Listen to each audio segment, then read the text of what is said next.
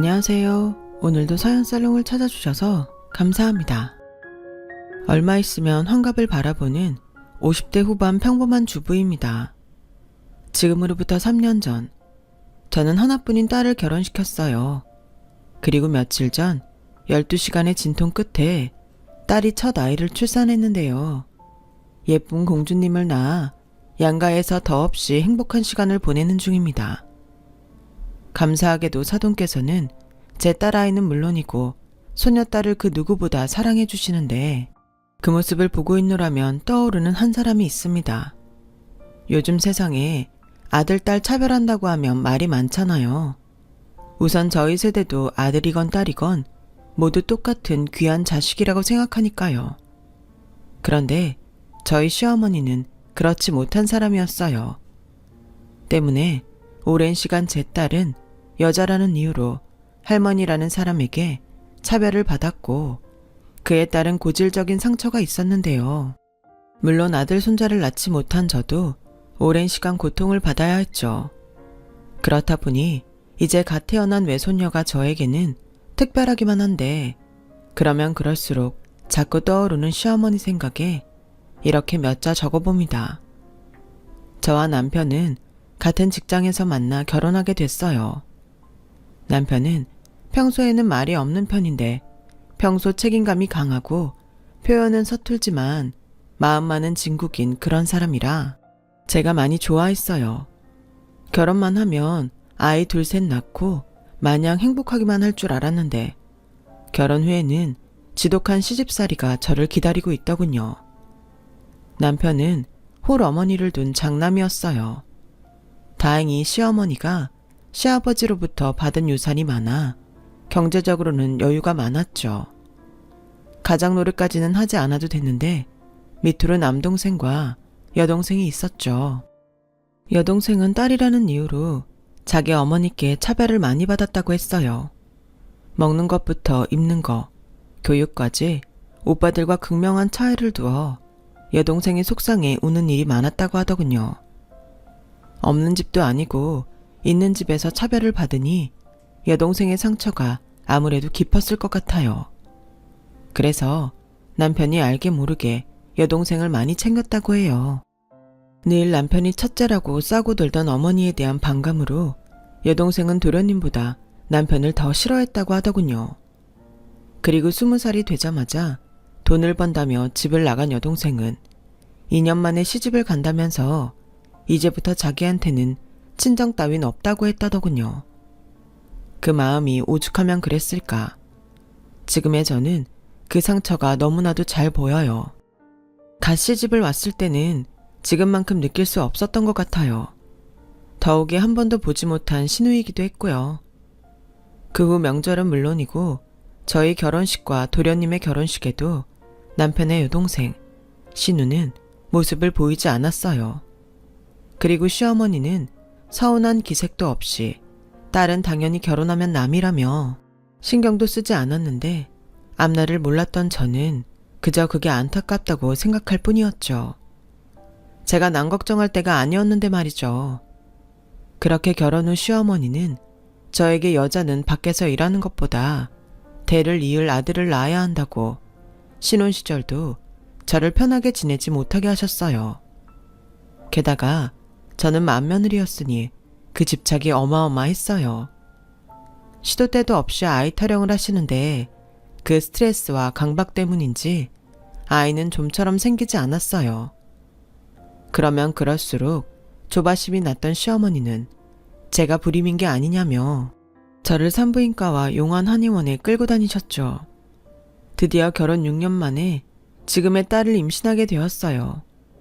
저의 임신 사실에 시어머니는 틀림없이 아들이라며 몇 날 며칠을 비싼 보양식을 해주시며 좋아하셨어요. 저는 임신 초기부터 아이가 아들이 아니면 어떡하나 걱정스러운 마음에 마음 편히 퇴교도 하지 못했어요. 밤이면 딸을 낳아 시어머니에게 호되게 당하는 그런 꿈을 꾸기도 했는데 그래서인지 임신 기간 동안 하혈도 여러 번 하고 배도 자주 뭉쳐 고생을 많이 했었죠. 그러다 여느 때처럼 진료를 보는 중 뱃속에 아이가 딸이라는 걸 알게 되었어요. 하늘이 무너지는 것 같고 눈앞에 화가 잔뜩 난 시어머니 얼굴이 아른거리는데 지금 생각해도 딸에게 미안하지만 그때는 아이를 낳아도 앞이 캄캄하기만 하겠다는 생각밖에는 없었네요. 당신, 아까부터 얼굴이 왜 그래? 설마 의사 선생님이 딸이라고 해서 그런 거야? 성별이 뭐가 중요해? 우리 아이가 건강하다는 게 중요하지. 모르는 소리 하지 마. 당신도 당신 어머니 알잖아. 분명 손녀인 거 알면 난리 날 텐데 나 벌써부터 무섭단 말이야. 아, 우리 엄마도 참. 그래도 너무 걱정하지 마. 뱃속에 애한테 안 좋아. 내가 어떡하든 자기랑 우리 애기 상처받지 않게 지킬 거니까 나만 믿어. 남편은 걱정 가득한 얼굴로 그런 약속을 했어요. 하지만 저도 남편도 그 약속이 잘 지켜지긴 어렵다는 걸 이미 알고 있었죠. 그래서 솔직히 할 수 있다면 남편도 신우처럼 아예 시댁과 연을 끊고 살았으면 좋겠다고 생각했는데요. 그저 생각만 있었을 뿐 맏며느리인 제가 그런 내색을 할 수는 없었어요. 그렇게 시간이 흘러 진통이 시작됐고 시어머니는 제가 20시간의 상고 끝에 큰 고비까지 넘어가며 딸아이를 낳자 예상대로 어떻게 딸을 낳을 수 있냐며 화를 내셨어요. 그곳에는 딸의 출산을 걱정해 달려온 저의 친정 부모님도 계셨는데 말이죠. 게다가 아이를 낳는 과정에서 저는 장시간 출혈이 있었고 상황이 좋지 않아 출산 직후 대학병원에 옮겨져 응급수술까지 받아야 했는데 시어머니는 걱정은커녕 아들도 못 낳은 주제에 무슨 유난이냐며 혀를 차셨다고 하더군요. 그러면서 걱정 가득한 친정 부모님에게 둘째 준비해야 하는데 자궁이 부실해서 큰일이라며 헛소리를 하셨다는데 그때 저희 엄마가 이성을 잃고 한 소리를 하자 어머, 딸은 엄마를 닮는다고 하던데 지금 보니 안 사둔 성줄머리가 영 못 쓰겠네요. 나는 이만 내 집에 갈랍니다. 이거 원 쓸모없이 돈만 썼잖아. 라며 뒤도 돌아보지 않고 병원을 나가셨다고 하는데 남편이 죄송하다고 몇 번이고 시어머니 대신 허리를 숙였다고 했어요. 하지만 시어머니는 바라던 손자가 아닌 것이 화가 났는지 수술 후 막 회복을 한 저에게 따지듯 이렇게 말씀하셨는데요. 아니, 그 좋은 걸 먹고 어떻게 계집애를 낳을 수 있니? 너도 참 양심 없다. 거기에 자궁 출혈? 나원 참 기가 막혀서 그동안 먹은 보약값 다 어쩔 거야. 엄마, 그만 좀 하세요. 수술하고 이제 막 몸 추스르는 사람한테 그게 지금 하신 말씀이세요? 그리고 그 보약은 엄마가 싫다는 사람한테 억지로 먹인 거잖아요. 뭐야, 넌 누구 편이야? 아무리 지처가 좋아도 그렇지 지금 애미 앞에서 지처를 두둔하는 거야? 내가 나만 좋자고 그래? 대를 이을 장손이 있어야 나도 너도 제사상 차려줄 후손이 생기는 건데 넌 걱정도 안 되니? 네, 저는 걱정 안 돼요. 그리고 이 사람 이번에 너무 힘들어서 저는 둘째 계획 없습니다. 그러니 엄마도 그렇게 아세요. 뭐야? 너 미쳤어? 네가 장남인데 둘째를 안 낳으면 어떡하겠다는 거야? 태훈이 있잖아요. 엄마가 그렇게 바라는 아들 손자 거기서 얻으세요. 저는 할 수만 있으면 장남자리도 태훈이 주고 싶네요. 이런 한심한 놈을 봤나? 그동안 장남이라고 지가 받은 걸 생각해야지. 이제 와서 지 동생한테 다 넘기겠다고? 네, 마음껏 욕하세요. 대신 이 사람한테는 함부로 하지 마시고요. 아셨어요? 여보, 그만해요.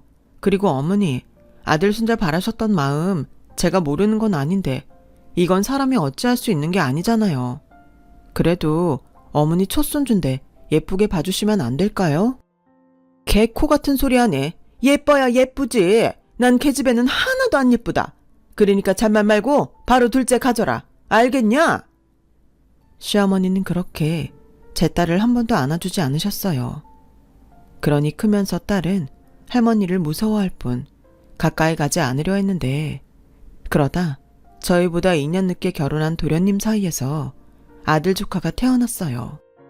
사실 속도 위반으로 부랴부랴 치러진 혼사였는데 시어머니가 바라던 아들 손자를 떡 하고 낳았으니 동서는 저와는 비교도 되지 않을 인정과 사랑을 한 몸에 받게 되었죠. 그렇다고 그게 부러웠던 적은 맹세코 한 번도 없었어요. 다만 그때부터 전쟁이 시작되었죠.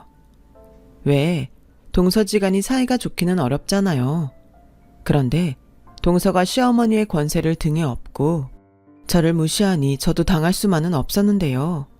그러던 어느 날, 당시 제 딸이 12살이고 조카가 9살이었는데 시어머니가 조카가 자전거를 타다 교통사고가 났다고 급히 전화를 하셨어요.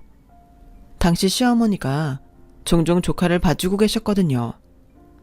얘야, 당장 땡땡병원 응급실로 와라. 우리 장손이 자전거를 타다 많이 다쳤어. 네? 지석이가요? 알겠어요. 지금 세린이 피아노 학원 픽업 가는데 세린이 데리고 얼른 갈게요. 뭐야? 넌 지금 우리 장손이 다쳤다는데? 그 계집애를 먼저 챙기겠다는 거냐? 그냥 걔는 놔두고 너나 빨리 와.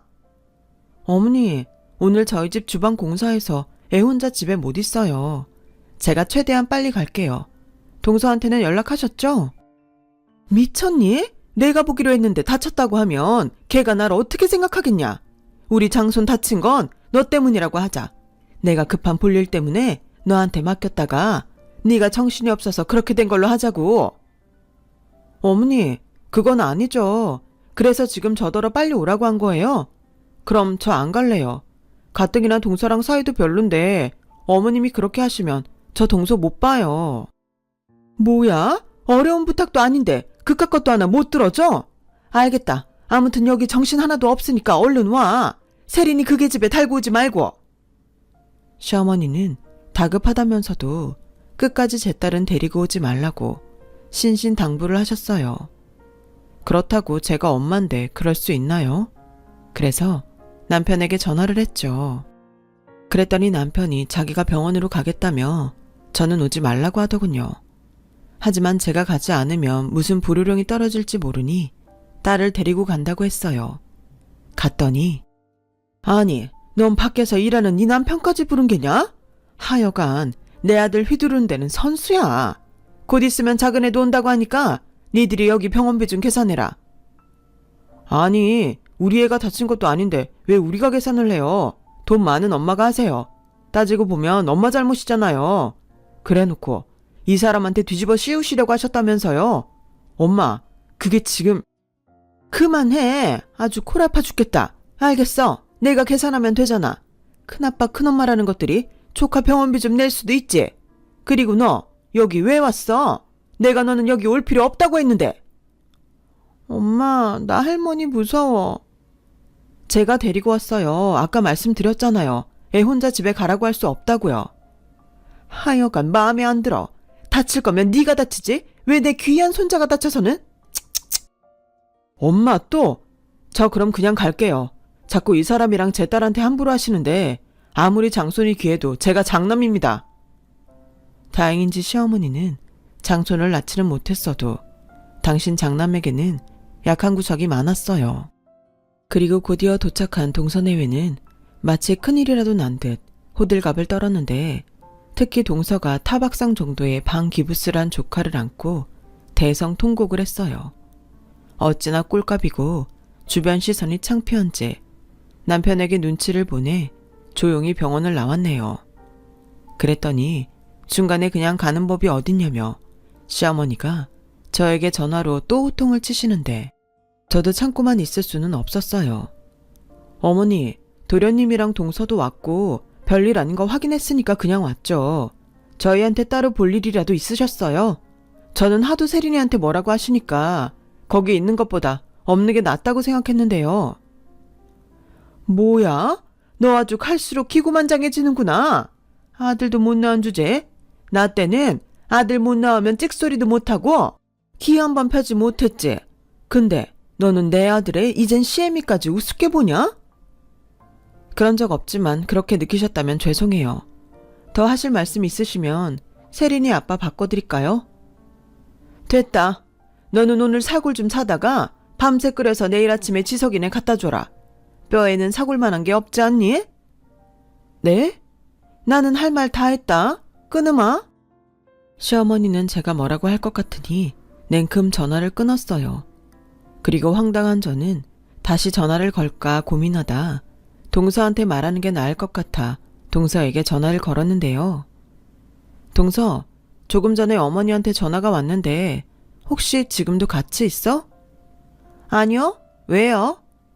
아니, 나한테 사고를 끓여서 지석이 먹이라고 하시는데 우리 집 주방 공사 중이라 불을 못 쓰거든. 나중에 알고 서운해할까봐 전화했어. 어머, 좋은 핑계네요. 하필 왜 멀쩡한 주방 공사를 한다고. 아무튼 알았어요. 어차피 좋은 마음으로 해주실 것도 아닌데 제가 뭘 믿고 그걸 제 아들한테 먹이겠어요. 그건 알겠고 내일 아침에 세린이나 저희 집에 보내주세요. 왜? 아니, 기부스를 하고 있는데 가방은 누가 들어줘야죠. 사촌 좋다는 게 뭐예요? 통기부스도 아니고 방기부스 하면서 내 딸한테 가방을 들려 보내겠다고? 됐거든. 엄마인 동서가 해. 저는 늘 이런 식의 기싸움을 벌이며 근 20년을 살았어요.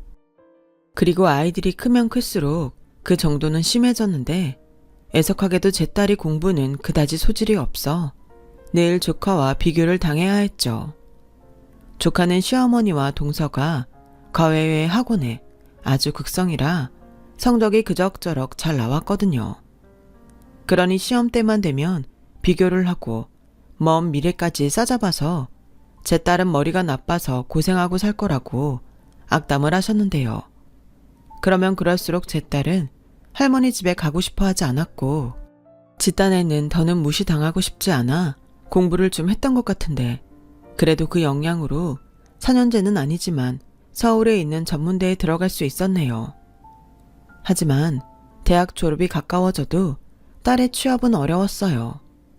그럼에도 좌절하지 않고 긍정적인 마인드로 지냈던 딸은 자기가 취업 문제로 저나 남편이 걱정하는 것이 싫었던지 젊어서 고생은 모두 좋은 경험이라며 취업 준비와 아르바이트를 쉬지 않고 했어요. 혹여 취업이 되지 않아 부모 눈치를 보는 걸까봐 제가 딸에게 괜찮다고 무리하지 말라 했는데 자기 몫은 자기가 하고 싶다며 대학 졸업 후 용돈도 받지 않았던 딸이었죠. 하지만 시어머니는 제 딸의 모든 것이 못마땅하다고 하셨어요. 사실 딸은 대학까지 보낼 필요가 없다고 한바탕 난리를 치신 적도 있었는데 4년제도 보낼까 말까 한 대학을 그 비싼 등록금 내면서 전문대에 보낸다고? 니들은 돈이 썩어나냐? 그럴 돈 있으면 우리 장손 학비에 보태라. 걔집에는 그냥 한 살이라도 젊을 때 빨리 시집이나 보내. 어차피 내세울 것도 없으니 따지고 말 것도 없잖아. 사지 60 멀쩡한 남자면 되지. 라며 저희 부부의 속을 뒤집어 놓으신 적도 있었어요. 그러다 스카이는 아니더라도 서울 4년제를 나온 조카가 대기업은 아니어도 나름 큰 회사에 입사했다는 소식을 전해 듣게 되었어요. 동서가 축하 기념으로 밥이나 함께 먹자며 저희 가족을 초대했어요. 분명 가서 좋은 소리 들을 게 없을 것 같아 마땅한 핑계를 생각해 참석하지 않으려 했는데 저희 딸이 자기 때문에 제가 눈치를 본다고 생각했는지 자기는 괜찮다며 웬일로 자기가 먼저 작은아빠 집에 가자고 하더군요.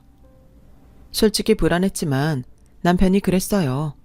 나중에 두고 몇 번이고 안 좋은 소리 듣느니 가서 밥이나 먹고 축하 선물이나 주고 우리는 얼른 오자고요. 그래서 저 나름대로 책 잡히고 싶지 않은 마음에 평소 사지도 않는 명품 매장에서 조카 넥타이를 샀어요. 그렇게 초대받은 약속날이 다가왔고 저희 가족 모두가 참석했는데요. 시어머니가 언제 오셨는지 미리부터 오셔서 동서와 함께 음식을 하고 계셨어요. 저희 시어머니가 손수 음식을 하는 경우는 매우 드문 일이라 제가 좀 놀랐는데 저희 딸이 먼저 조카에게 입사 선물이라며 자기가 산 벨트를 전해주더라고요.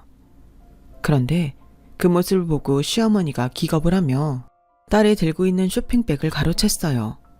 아이고, 취직도 못한 처제의 누나라고 싸구려 뭐 하나 사왔나 보네. 얘, 우리 장소는 싸구려 안 해. 이거 너나 가져라. 할머니, 이거 그렇게 아주 막 싸구려는 아니에요.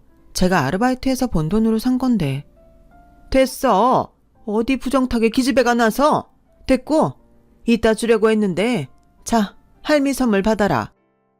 그렇게 말한 시어머니는 식탁 의자에 놓여있는 당신 가방에서 차키를 하나 꺼내 조카에게 건넸고 차키에 박힌 문양을 보니 외제차라는 걸 안 저는 놀라서 입을 다물지 못했는데 그 모습을 보고 동서가 웃으며 한마디 하더군요. 어머, 어머니, 어쩜 이렇게 선물도 센스가 넘치세요? 안 그래도 회사 들어가면 야근할 것도 걱정이고 차를 한 대 사줘야 하나 고민하고 있었는데. 우와, 할머니 짱, 볼보네. 요즘 이 차 사려면 한참 기다려야 한다고 하던데. 이 할미가 누구냐? 다 알아서 척척 준비했지. 우리 귀한 장손 다치지 말고 안전하게 타. 그리고 외제차를 타야 남들이 무시를 하지 않는 거야. 괜히 사람들이 겉보기에 신경을 쓰겠어? 우리 장손은 무조건 입는 거 먹는 거 타는 거 다 좋은 것만 해라. 이 할미가 다 해줄게. 나중에 우리 장손 장가 갈 땐 이 할미가 아파트도 한 채 마련해 주마. 할미가 제대로 돈 굴릴 방법을 알았거든.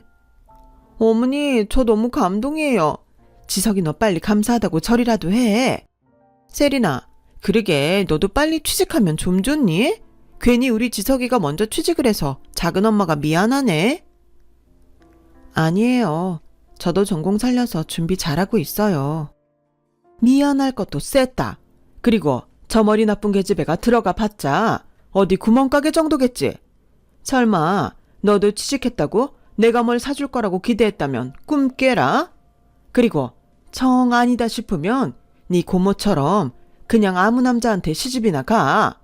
하기사 저거 생긴 것도 딱 지엄마 닮아서 시집이나 갈 수 있을까 모르겠다. 저는 더는 참을 수 없었어요. 그동안도 남편 얼굴 봐서 겨우겨우 참았는데 더는 제 자식 가슴에 못 박는 일을 참을 수 없었죠. 그래서 저도 그동안 참았던 걸 다 쏟아냈는데 역시 사람은 할 말은 하고 살아야 한다는 깊은 깨달음을 얻었네요. 속이 어찌나 시원한지 다시는 참고 싶지 않았어요. 어머니, 진짜 해도 해도 너무하시네요. 저도 세린이 엄마예요. 저한테 막말하시는 건 참아도 제 새끼 욕하는 건 저도 못 참겠네요. 어머, 깜짝이야.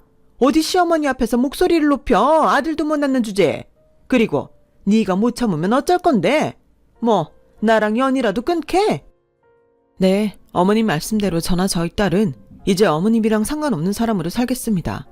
어머니는 장손만 있으면 되시잖아요. 저도 엄만데 이걸 도대체 언제까지 참아야 해요? 어머니 돌아가실 때까지 참으면 되나요? 뭐야? 너 지금 나 빨리 죽으라고 제사 지내냐? 저희 세린이가 뭘 그렇게 잘못했는데요? 손자가 아니라 손녀로 태어난 게 그게 그렇게 죽을 죄를 지은 건가요? 도대체 언제까지 애 가슴에 상처 주실 건데요? 상처 같은 소리 하네? 어디서 시애미한테 눈을 동그랗게 뜨고 따져들어? 네가 그러니까 내가 네 딸이 더 보기 싫은 거야. 지 누만 며느리고 염치가 있으면 어떡하든 둘째로 아들을 낳을 생각을 했어야지. 무슨 잘못이냐고? 그걸 여태 몰라서 묻는 거야? 어머니, 저 세린이 낳고 거의 죽다 살아났어요. 그래서 세린이 아빠도 둘째 같지 않겠다고 한 건데 어머니는 제가 아들 손자 낳고 이 세상 뜨길 바라세요? 됐다. 너 어차피 다 늙어서 애 낳고 싶어도 못 낳잖아. 결론적으로 넌 우리 집에 와서 한 게 없다는 소리야. 그럼 고분고분하게 굴 것이지? 어디서 어른 앞에서 소리를 질러? 네가 그렇게 영 끊겠다고 하면 내가 무서워할 줄 아냐? 엄마, 그만하세요. 저도 더는 못 참아요. 한두 번도 아니고 이렇게 볼 때마다 막말을 하시는데 저희가 엄마 뵈러 오고 싶겠어요. 세린이랑 여보, 일어나. 그리고 이 시간 이후부터 저도 미숙이처럼 가족 없다고 생각하고 살게요. 엄마 돌아가셔도 상주는 제가 아니라 지석이 애비가 하면 되죠? 그럼 오래오래 만수무강하세요. 세린아, 가자. 당신도 진정하고 일어나. 선물 줄 것도 없으니까 다시 챙기고. 저희는 그날 이후 시댁과 연을 끊게 되었어요. 시어머니는 둘째 아들과 장손이 있다며 눈 하나 깜짝하지 않았는데 집에 돌아오는 길 차 안에서 룸미러로 딸을 보니 딸이 우리 부부 몰래 눈물을 흘리고 있더군요. 정말 억장이 무너지는 것 같았어요. 태어나 단 한 번도 할머니의 정을 느끼지 못한 아이인데 그게 뭐라고 저렇게 우나? 제 속이 너무 아팠죠. 그날 저녁 남편은 더는 미련도 없다며 저에게 시어머니나 다른 가족들이 찾을 수 없는 다른 동네로 이사를 가자고 했고 저는 좋다고 했어요.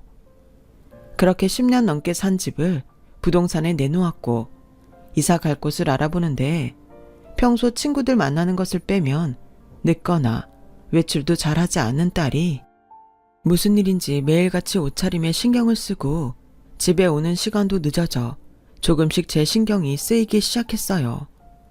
그래서 조심스럽게 만나는 친구가 있냐고 딸에게 물었는데 딸은 사실 만난 지 1년이 넘은 남자친구가 있다며 결혼까지 생각하고 있다고 하더군요. 겉으로는 그럴 수 있다고 말했지만 속으로는 사실 엄청 놀랐어요. 어릴 때 친하게 지내는 남자친구들은 종종 봤지만 결혼까지 생각하고 만나는 사람이 있다니 놀라지 않을 수 없었죠. 품 안의 자식이라고 딸이 성인이 되었지만 저에겐 어린 자식일 뿐이었거든요.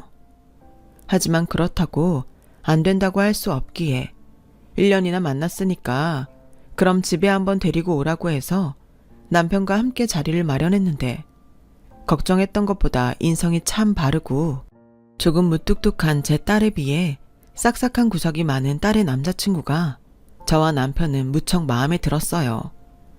그래, 자네는 무슨 일을 하나? 아, 저는 평범한 직장인입니다. 두 사람은 어떻게 만난 거예요? 우리 딸이 아직 취업 전이라서. 그게 사실 세린이가 제 생명의 은인이에요. 제가 길에서 뺑소니를 당했거든요. 근데 세린이가 차에 치인 저를 보고 차 번호도 사진으로 찍어놓고 저를 119에 신고해서 병원에 갈 수 있게 해줬어요. 사진에 찍힌 차 번호로 범인도 잡았고요. 어머, 세상에. 부모님이 많이 놀라셨겠네. 네, 제가 어머니가 일찍 돌아가셔서 안 계시거든요. 할머니랑 아버지가 많이 놀라셨어요. 그래서 세린이한테 살해를 하려고 했는데 세린이가 해야 할 일을 한 거라며 어떤 살해도 받지 않겠다고 하더라고요. 요즘 세상에 그런 사람이 어디냐고. 저희 아버지가 세린이 엄청 팬이에요. 뭐야, 그럼 세린이 너 벌써 어른들께 인사한 거야? 아빠, 그게 그 사고 이후로 내가 일하는 곳에 자주 오셨어. 너무 고마워서 살해를 꼭 하고 싶다고 찾아오신 건데 내가 안 받는다고 하니까 자주 오셨어. 그리고 이 사람도 자꾸 보다 보니까 좋아졌고 할머님도 집에 여자가 없어서 나를 많이 예뻐해 주셔. 친손녀처럼 잘해 주시거든. 저는 왜 그때 저희 시어머니 얼굴이 떠올랐는지 모르겠어요. 그리고 아마도 같은 연배의 어른일 텐데 딸이 그런 어르신께 이쁨을 받는다고 하니 딸이 왜 결혼까지 생각하며 연애를 하는지 이해가 가더군요. 그래서 저희 부부는 조금 이른 나이지만 흔쾌히 두 사람의 결혼을 허락했어요. 다만 취업이 되지 않아 시집을 가는 것처럼 보이는 건 제가 너무 싫어 딸에게 아이를 낳기 전까지는 일을 했으면 좋겠다고 했는데 딸이 먼저 반가운 소식을 알려주더군요. 그게 있잖아. 이 사람이 추천해서 면접을 본 회사가 있거든. 근데 그 회사에서 연락이 왔네. 다음 달 1일부터 출근하라고 하는데 그때가 신입사원 입사식이래. 어머, 세상에 나 너무 잘됐다. 축하해 우리 딸. 그래, 네가 그렇게 바라던 취업이었으니까 열심히 해. 저희는 그렇게 기쁜 마음으로 상견례 날짜를 잡았어요. 그리고 긴장된 가운데 예비사돈을 만나게 되었는데요. 이야기를 나눠보니 성품도 좋으시고 무엇보다 저희 딸을 많이 예뻐해 주신다는 걸 느낄 수 있었어요. 그런데 저기 이 자리에서 말씀을 드려야 할 것 같은데요. 사실은 제가 작은 회사를 운영하고 있습니다. 저희 아들이 거기 부사장으로 거의 모든 운영을 도맡아 하고 있는데 우리 예비 며느리가 취업 걱정을 하고 있다고 해서 제가 인사과에 말해서 먼저 검증을 했어요. 저희 회사 관련 자격증도 많고 무엇보다 성실하다는 걸 제가 잘 아니까 합격을 시켰는데 이건 우리 예비 며느리도 모르는 내용이라. 아버님, 그게 지금 무슨 말씀이신지. 그럼 다음 달 1일부터 출근할 회사가 아버님 회사인 거예요? 미안하다 세린아. 내가 명우한테 말하지 말라고 했어. 기분 나빴다면 사과할게. 간혹 엄한 거에 눈이 멀어서 접근하는 것들이 있거든. 우리는 귀한 식구를 얻고 싶은 거라 사돈께도 죄송합니다. 아, 네. 솔직히 지금 생각하면 그때는 예상치 못한 말에 얼이 나가 있던 것 같아요. 결국은 딸의 취업이 낙하산이라는 것 같아 그 부분도 썩 유쾌하진 않았는데 바깥 사돈께서 이런 저희 마음을 아셨는지 다시 한번 이런 말을 하더군요. 오해하지 마세요. 세린이가 정식으로 취업 신청을 했다면 저희 회사 인사팀에서 분명 세린이를 뽑았을 겁니다. 세린이가 너무 자기 스스로를 과소평가한 거죠. 이렇게라도 저희 회사는 좋은 인재를 얻었으니 저희야말로 다행스러운 일입니다. 저나 제 아들이나 회사 경영을 하고 있지만 사원 뽑는 일은 인사과 정담이라 저희가 힉김도 못 넣어요. 요즘 세상에 난리 난다고요. 그리 말씀해 주시니 마음이 놓입니다. 감사합니다. 그런데 집안이 너무 차이가 나는 것 같아서 괜찮을까 우려가 되는데요. 저희야말로 부족한 게 많은 사람입니다. 돈이 좀 있다고 좋은 집안은 아니지 않습니까? 저희는 세린이만 저희 집에 시집 보내주신다면 그 어떤 것도 바라지 않습니다. 최고로 비싸고 훌륭한 따님을 주시는데 제가 비싼 값을 드리는 게 맞죠. 근데 아들 결혼에 금액을 따지고 싶은 마음이 없어서 이렇게라도 제 마음을 표현하고 싶습니다. 제 마음이 두 분께 전달이 되었을까요? 엄마, 아빠, 저 정말 명호 씨랑 결혼하고 싶어요. 아버님도 할머님도 너무 좋으신 분이라 함께 살고 싶고요. 세린아, 그럼 결혼하면 분가하지 않겠다는 거야? 두 분은 그러지 말라고 하는데 엄마도 알잖아. 나 사랑 많이 받고 싶어. 할머니가 너무 예뻐해 주시니까 당분간은 살림도 배울 겸 같이 살고 싶어. 그래도 그게 쉬운 게 아닌데. 안사돈께서 무얼 걱정하시는지 압니다. 그런데 늙은이가 살아봤자 얼마나 더 살까요? 제 소원 들어주신다고 생각하고 세린이 뜻에 따라주셨으면 좋겠습니다. 제 평생 손녀딸 하나 갖는 게 소원이었거든요. 저는 요즘 명호보다 세린이 보는 낙으로 삽니다. 그렇게 말씀해 주시니 제가 너무 감사드리죠. 부디 오래오래 사세요. 제 딸이 할머님이랑 함께하는 시간이 길었으면 좋겠네요. 참으로 훈훈하고 좋은 자리였어요. 딸이 시집 간다고 하면 서운해야 하는데 너무 좋은 집에 시집을 가니 부모 마음이 너무 좋더라고요. 그렇게 6개월 후 결혼식을 하기로 날짜를 잡았어요. 그리고 그 사이 딸은 시댁 회사긴 하지만 첫 직장에 다닐 준비를 했는데 그렇게 다음 달 1일이 되었고 회사에선 오전에 간단한 입사식이 있다며 바깥 사돈께서 회사로 저희 부부를 초대해 주셨어요. 저희끼리 점심이라도 하시자면서요. 그래서 저도 나름 신경을 쓰고 딸의 회사이자 사돈의 회사로 남편과 함께 도착을 했는데 생각보다 큰 건물을 보고 저도 남편도 놀랐었죠. 그리고 세상에 그런 우연이 또 있다고 거기서 시어머니와 동서를 보고 말았는데요. 회사 입구에서 외부인은 출입이 안 된다며 제지를 받고 있었는데 아무래도 조카가 취직했다는 나름 큰 회사가 사돈의 회사인 것 같았죠. 그리고 시어머니와 동서는 저희 부부를 보고 당황하는 것 같더니 곧 미소를 지으며 이렇게 말했어요. 아니, 니들이 여길 왜 왔어? 설마 우리 장손이 여기 취직한 거 알고 왔냐? 어머 형님, 정말이에요? 설마 제 아들 보려고 그렇게 꾸미고 오신 거고요? 근데 어째요? 엄마인 나도 여기 안으로 들어갈 수 없다고 하네요. 회사가 크니까 이런 게 불편해요. 그래? 동서야말로 웃긴다. 여기가 학교 입학식도 아니고 아들 입사한다고 여기까지 온 거야? 쟤 뭐라니? 그러는 너는 네 자식도 여기 취직 못 시키는 주제에 여길 왜 왔는데? 아니 이봐요.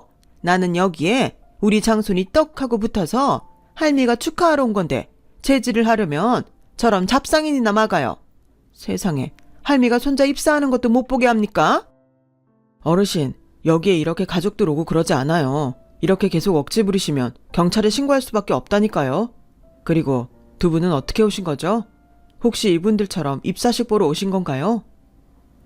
아니요, 저희는요. 제가 황급히 이야기를 하려 했어요. 그러자 언제 왔는지 제 딸이 1층 세미나실에서 나오고 있었고, 아무래도 예비사위한테 저희 안내를 부탁받은 것 같아 보였는데, 정장을 입고 있는 제 딸을 본 시어머니와 동서가 눈이 뒤집혀 제 딸에게 쏘아붙였어요. 아니, 네가 여기 왜 있어? 재수없게. 설마 너 네 동생 백으로 뭘 어째 보려는 거야? 이봐요, 우리 말고 쟤를 잡아요. 쟤야말로 여기 직원도 아닌데 저렇게 버젓이 안에 들어가 있잖아요. 그럴 리가 없습니다. 저희가 다 확인하고 안으로 들어가게 하니까요.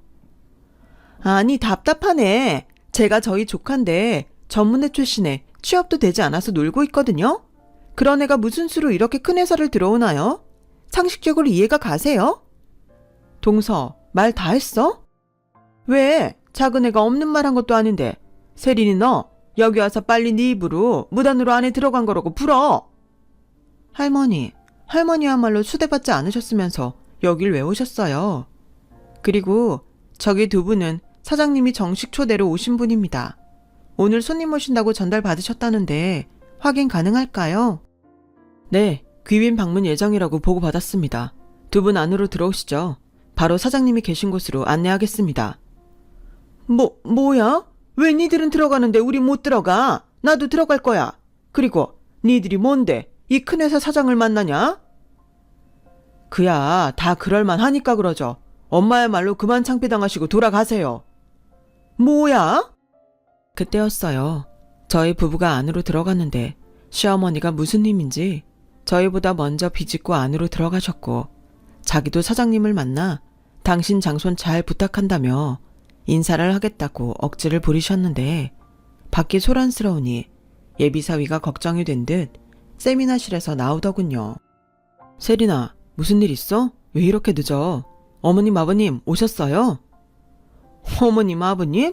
이건 또 무슨 개소리야? 넌 누군데 얘한테 이름을 불러? 아, 세린이 너 남자 하나 꿰찼냐? 어머니, 자네 더 들을 것도 없네. 두 사람 안으로 들어가. 이제 곧 행사 시간이잖아. 너 지금 나 무시했냐?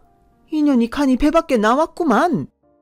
시어머니는 제 말이 기분이 나빴는지 단숨에 제 딸 머리채를 잡아채더니 그대로 밀치셨고, 깜짝 놀란 예비사위가 무슨 짓이냐며 소리를 치니 시어머니는 거침없이 예비사위에게 발길질을 하시는데 아주 아수라장이 따로 없었어요.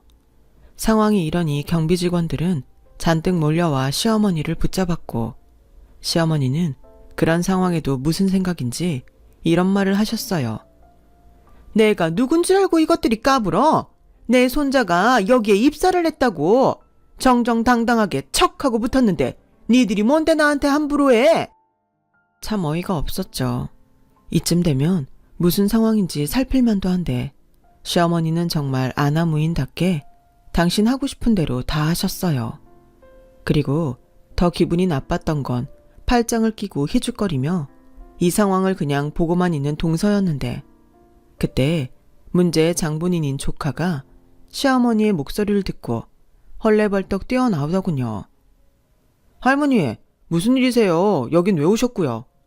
엄마도, 큰엄마, 큰아빠도 오셨네요. 우리는 너 때문에 온 거 아니니까 신경 쓰지 마. 남편이 조카에게 말했어요. 그러자 동서가 어이없다는 듯 헛웃음을 쳤는데 조카가 제 딸을 부축하고 있는 예비사위를 보더니 이내 얼굴이 사색이 되었어요. 나중에 딸에게 들으니 입사식 때 경영진과 임원진 사진과 인사말이 적힌 영상이 띄워져 있었다고 하더라고요. 부사장님? 근데 어떻게 얘랑... 그쪽이 설마 여기 할머니 장손입니까? 나는 세린이 예비 남편이고 저기 어머님 아버님 예비사위인데 이게 지금 무슨 일입니까? 누가 애도 아니고 입사식에 가족을 부르나요? 제정신입니까? 뭐라고요, 부사장님? 그제야 동서는 사태 파악이 됐는지 경악을 금치 못했어요. 그리고 놀란 건 시어머니도 마찬가지였는데 그때 아무리 기다려도 저희 부부가 오지 않자 손수 내려온 사돈까지 아주 가족 대모임이 되었어요. 아니, 여기 왜 이렇게 소란스러운 거야? 너는 왜 여기 있고 안에 들어가 봐야 하는 거 아니야? 아버지, 상황이 좀... 아니 아가, 너 얼굴이 왜 그래? 누가 감히 내 며느리한테 손을 댔어? 저기... 자네는 누군데 여기 있나? 우리 회사의 신입이야? 저기 오해가 좀 있었는데요. 제가 이 아이 할미입니다. 그러니까 여기 세린이 할미이기도 하고요. 듣자 하니 제 손녀가 여기 아드님이랑 결혼을 한다는 것 같은데 착오가 좀 있었어요. 실수입니다. 하지만 저도 세린이 할머니니까 오늘 입사식은 보고 가면 안 될까요? 저 아이가 저희 집의 귀한 장손이라서요. 어르신, 세린이도 저희한테는 하나밖에 없는 귀한 며느리고 저희 회사 인재입니다. 이런 행동을 해놓고 실수라고요? 지금 하신 행동 결코 손자분에게 도움이 되지 않을 텐데 자네 이름이 뭔가? 계속 이렇게 회사에 누를 끼친다면 자네 입사는 취소했으면 하는데. 네? 죄송합니다. 다시는 이런 일이 없도록 할게요. 할머니 엄마 빨리 죄송하다고 빌어. 이게 뭐야? 내가 언제 여기까지 오라고 했어? 정말 내 인생에 도움이 안 돼. 엄마 아들, 그렇게 말하면 엄마가 너무 서운하지. 엄마는 여기 가만히 있었어. 할머니가 당신 멋대로 저지른 거야. 너 지금 나한테 뒤집어 씌우냐? 저기 아버지, 여기는 제가 수습하겠습니다. 어머님 아버님 기다리시는데 올라가시죠. 그리고 30분만 늦게 내려와 주세요.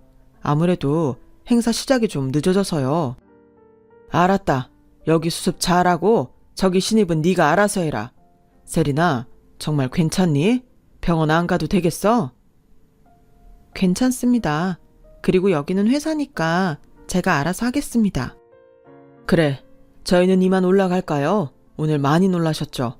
제가 괜히 여기까지 오시라고 해서.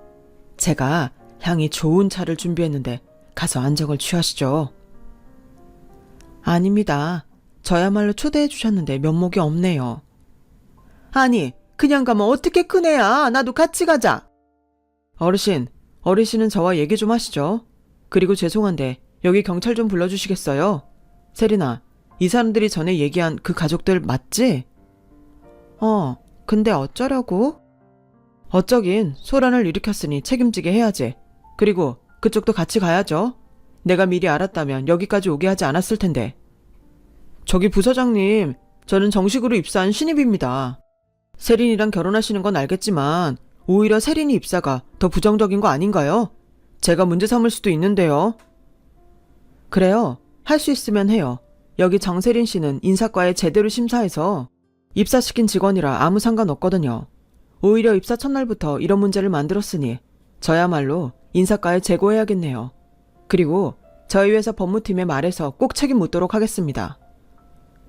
나중에 들었는데 결국 시어머니와 동서 조카는 경찰서행을 피하지 못했다고 하더군요.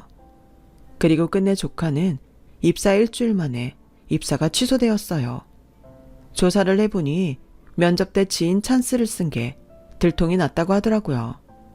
그런데도 삐뚤어진 조카는 이 모든 일이 저희 딸 때문에 일어난 일이라며 집을 나갔는데 그날 이후 시어머니와 동서, 도련님까지 이사 준비로 바쁜 저희 집에 찾아와 사돈이자 사장님에게 조카를 다시 회사에 다닐 수 있게 해달라며 무릎까지 꿇고 사정했어요.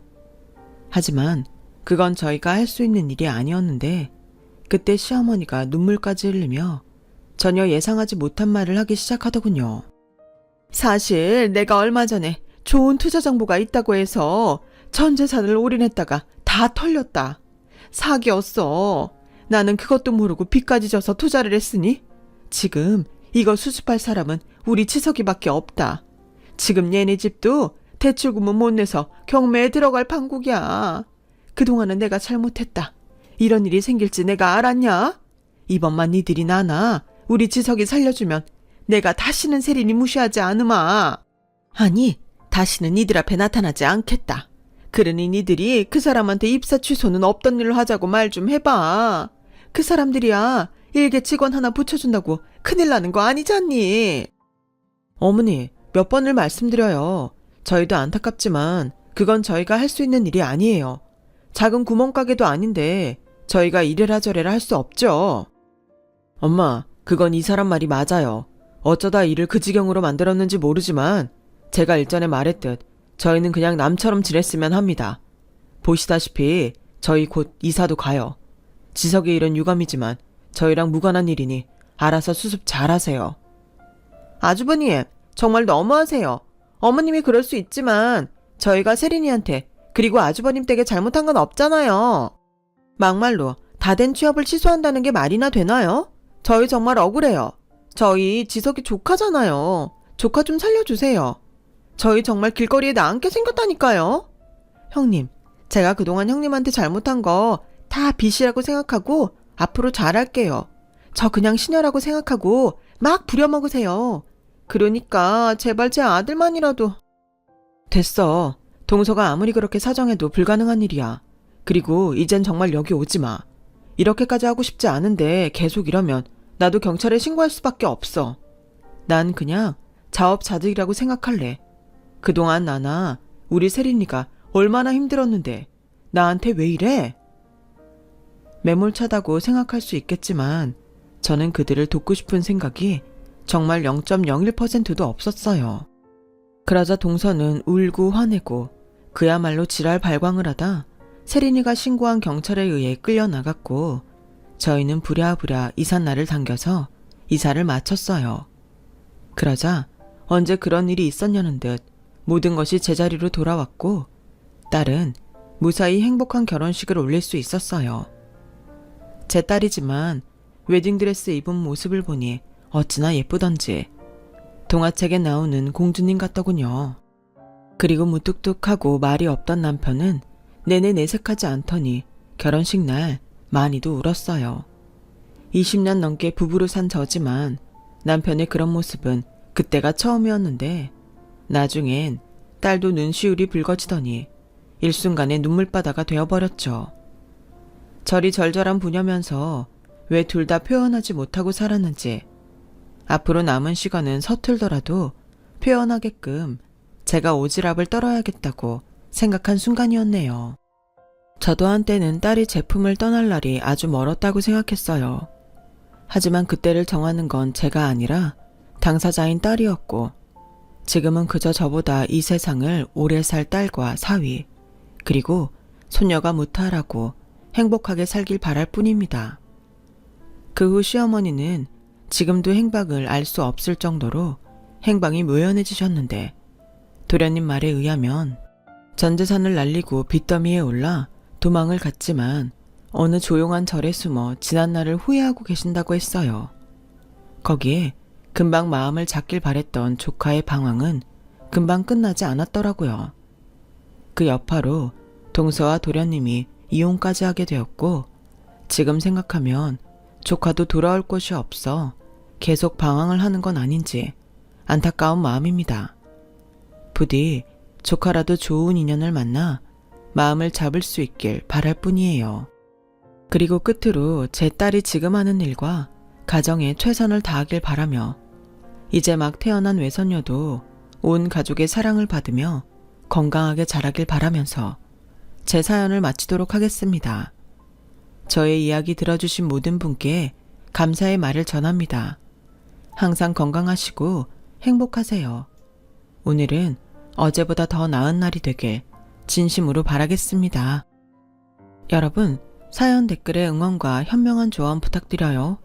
좋아요와 구독은 저에게 큰 힘이 됩니다. 오늘도 좋은 일 가득하세요.